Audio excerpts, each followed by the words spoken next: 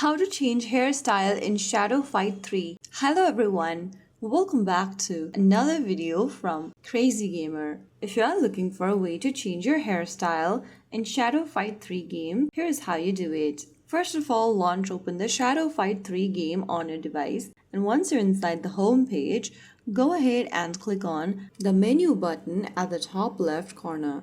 Now click on Profile from the menu. Once you're inside this profile section, tap on your current avatar option at the top and you'll end up in this Appearance tab. From here, you can go ahead and choose your character's gender, face type, hairstyle, and hair color. Since we are changing the hairstyle, let's go ahead and click on this arrow button right next to hairstyle and you'll be able to see different hairstyle previewed to you on the left side. Go ahead and switch the hairstyle and find the one that you'd like for your character. Once you've found the hairstyle you would want to change to for your character, click on the Save button at the bottom right. The first hairstyle change will cost you nothing. It can be done free, but if you want to change it again, you need to spend the 10 currency at the bottom right.